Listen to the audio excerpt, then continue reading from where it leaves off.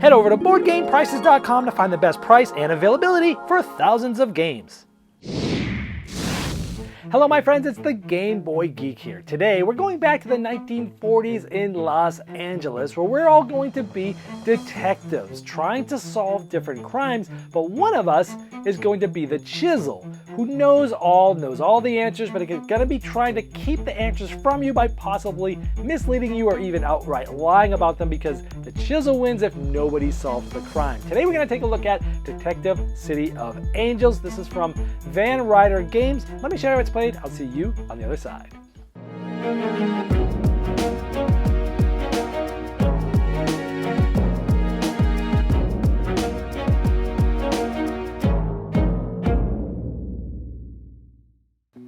The object of the game depends on the scenario. Like in this case, you must identify the guilty suspect, the weapon, and the suspect's motive. If you're a detective, you're trying to be the one to do that.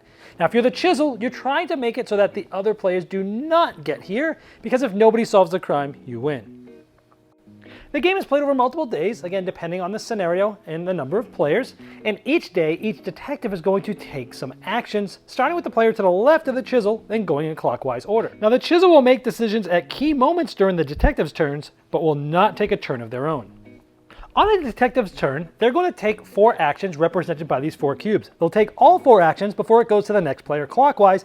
They can take different actions or the same action multiple times.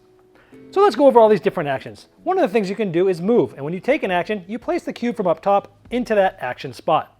One single move action will allow you to move from any space in a specific district to any other space in that district. Now you see that there's lines. There's sort of a blue line here, another different blue line here, purple line, orange line. These are different districts, and you'll see them named on the board. For one movement, you can move from one spot in any district to any other spot in that district, including ones that sort of hover over 2 different districts. So if I wanted to move all the way to 44, it would take me one movement to move to the end of the district I'm in, and then another movement to move to anywhere else in that district. So let's say I decide to move from the police station to the crime scene number 99. So we're going to go ahead and search a location.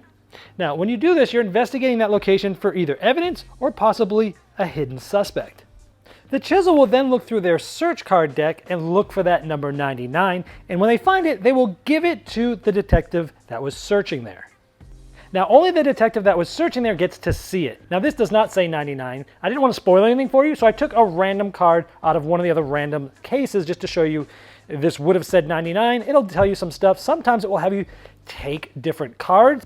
Now when evidence is taken, the Chisel will place one of the evidence removed cards where it came from, and they'll place the knowledge marker of the player that took it there, showing that that's the player that took that. Now since the blue detective was the one to take that evidence, they'd place it on their board where it says confiscated evidence. They'll put it face down. So let's say hypothetically they got that E card. The Chisel will then take the evidence removed marker with that corresponding letter and place it 3 days down from where the current day is. 1, 2, 3 will go here. This means that once this day comes down to here, it will get revealed for the rest of the players. Now there are ways to get it early, but we'll show you how that works later. And if you're searching for a suspect, similarly, the Chisel will look for the actual suspect's name as opposed to a location number when someone's searching a location. And as you can see, search suspect is one of the different actions you can take. Of course, you need to be in the same location of that suspect. You can also question. If you're in the location of a suspect, you can question them for a specific action. So let's say we were in the location here with Charlie Muggs, we could question Charlie. You can ask Charlie about any of the things that you have knowledge of. So you could ask Charlie about Sally, or Dumb, or D, or other possible suspects or items and things like that. And that in that grid is what you're going to write the answer to that you get. So if we ask Charlie about D, you'd write in here and you'd have that information. But in this case, let's say Charlie is going to ask about Sally. Now, after the type of question is mentioned, before the response is given, each player is going to decide if they want to try to possibly bribe a snitch to listen in on the answer. Now, there's 2 snitch tokens. One of them says bribe, one of them says pass. Each player is going to decide whether they want to bribe or pass, and they're going to place their chosen face down on the top left of their board like that. Once all players have decided with their snitch tokens, then the Chisel is going to give their answer. Keep in mind, you'll need to have at least 3 scratch in order to snitch, meaning placing the bribe face down. Now, if you remember, the Chisel started with 1 leverage marker for each detective. Now, after each detective has placed their snitch token down, now remember, the chisel won't know what's on the back side of this. They can decide to spend one leverage marker for a detective to block a snitch. And they can do this for any or all detectives that they have a leverage marker for. To do this, they take one of these and they would give it to that detective back to them. And essentially it would block the snitch, meaning they won't get to possibly block them, meaning they won't get to see the response that's given to that other detective. The chisel in their book has a grid, the same grid that looks similar to this. And in that grid, whoever's questioning who about what, there'll be possibly multiple responses there depending on different things. So the chisel will take one of these responses and they'll get ready to give it to that detective. But let's say they wanted to give response 9A. They would place this in this sleeve just like this, and then they would give it to the detective, only the one that asked for it. They would pass it to them face down. Now, after the detective that asked the question originally looked at the response, they can decide to challenge or not. And you do this if you think that the chisel has given you a lie or a misdirection. Now, if the detective does want to challenge, they'll take one of their leverage markers and they'll give it directly to the chisel, who will hold on to it just for now. Now, if the response that the chisel gave the detective actually was the most useful response, then the marker that was given to the chisel gets placed on the chisel's board, and now they have leverage over that detective. However, if the chisel placed anything other than the best response, meaning a lie or misdirection, then the chisel will place that leverage marker underneath the suspect that was being questioned, Charlie Muggs in this case. Now, the detectives gain leverage over suspects, and we'll show you how these are used in just a moment. And if that chisel was correctly challenged, they would take this card out and they would put in the most useful response and then give it to that questioning detective. Then each player will flip over their bribe a snitch token, and if it said bribe, they must pay 3 of their scratch to do the snitch, and they would get the final card that was in that sleeve that was given to the detective that asked the original question. So they're going to get the same information. Now let's talk about a few other ways that leverage can be used. When a detective has leverage over a suspect, they can use this. Now when they question this suspect, before they say the question, they can say they're using leverage over this suspect. They would take this leverage marker back into their own supply, and now they've used this leverage on this suspect. Now this means 2 things. All other detectives are locked out and they cannot use their bribe a snitch tokens when someone uses that leverage over a suspect, so it keeps everyone else away from seeing the information that you're about to get. It also means that the response that's given to you has to be the most useful response no matter what when you use that leverage. Now, the chisel can use the leverage in one other way. When a detective asks a question, they can spend this leverage by giving it back to that detective, blocking that question, meaning that they can't get any answer to it. Now, there is an exception to this. If the chisel blocks your question by spending leverage over you, you can spend 2 scratch to hire a goon, and now you can actually get the response after all to that question. Now let's show you some of these other actions you can take by spending scratch. They never cost you any of these cubes. For example, bribing a detective costs 2 scratch. Now you must be at the same location of a detective that has knowledge of one of the cards, and then you give them the 2 scratch. So you give them the 2 scratch and you get to see whatever card this is, in this case F. This detective would have to show it to you. You can also bribe an officer. Now it costs 3 scratch, and you can do it at any police station. So let's say this detective was at this police station, number 95, and they wanted to gain knowledge of a card that this detective had, even way off on a different side of the board. Since they're at a police station, they simply pay that 3 scratch. Now they pay it to the supply. They do not pay it to the detective that they're getting the information from, because they're essentially bribing an officer at the police station. So they'll spend that 3 scratch to the supply and gain knowledge of a card of another detective. Now, once per game, at the beginning of your turn before you take any actions, you can spend your solve token to try to solve the crime. Now, how you do this is on your investigation sheet. You'll try to solve this by placing the suspect card and name. You'll put the card letter and the suspect name, the weapon letter and the weapon name, and the motive. Now, if you had gotten all 3, the game would end and the chisel would read the epilogue out loud to everyone. If you got less than 3, he'll write down how many you got right, and you'll know how many, but you won't know which ones are correct.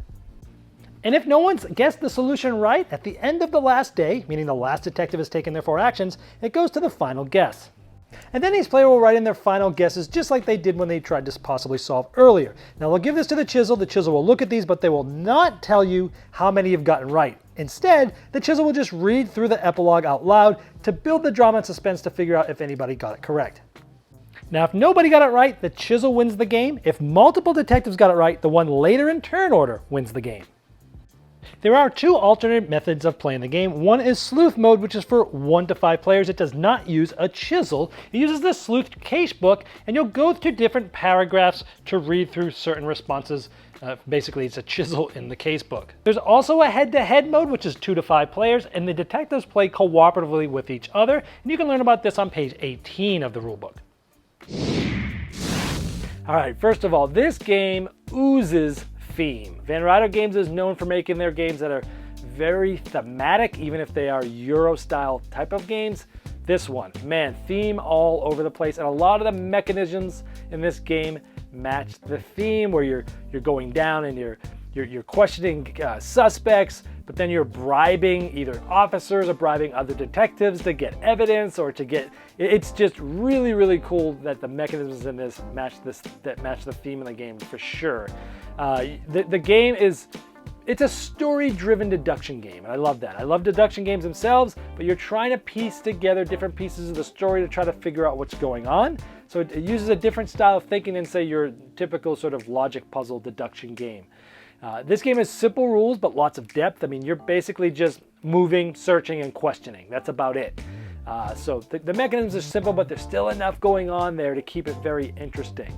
The questioning system is awesome. It's really the crux of the game, especially with that leverage, where you're trying to gain leverage by challenging the Chisel.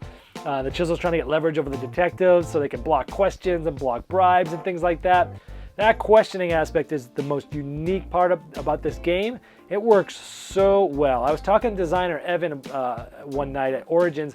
He told me this took him 5 years to design this game, and I believe it because, man, he really dialed it in. It was a sort of a labor of love for him for 5 years. And this question and leveraging system definitely shows why. It's just excellent.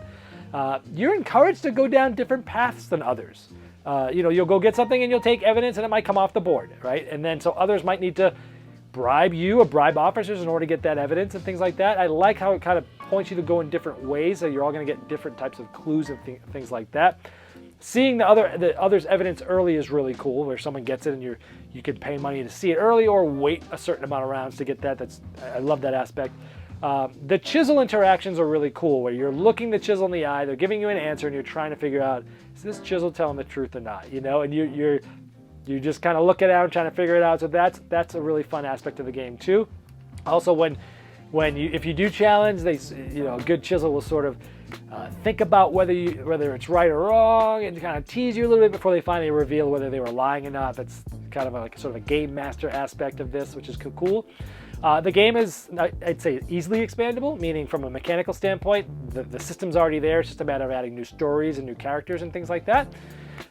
So overall, the game's fantastic. Any negatives? Sure, it's a case-based thing, so you can only play each case once as the detective. Once you know a case, you're not going to want to play it again, but there's a handful of cases in the game, and there's expansions already out. Also, if no one has played the case, one person will need to be the Chisel, and they won't ever really be able to play the case as a detective. Because they're going to play the Chisel. Now, there is a way that you can play a sleuth mode, which you go through a book. You can play it solo or without an actual Chisel. But this sleuth mode I found wasn't as engaging. It works just fine, but you're not using the bribing and finding other people's evidence earlier than you normally would, and hearing other people's evidence by bribing. So there's some aspects of the game that makes it more trimmed down in order to play it this way. So the good news is you can play it without the Chisel. The bad news is I didn't find it nearly as engaging as the base game. But overall, there's a lot of detective games coming out now. This one it's at the top of the list. I mean, this thing's amazing, and it was such a unique experience thematically and mechanically, and it's got a great deduction in there. So this game is getting a saxophone serenade because it's staying in my library. So let's hit it and blow this thing down the doors with my saxophone.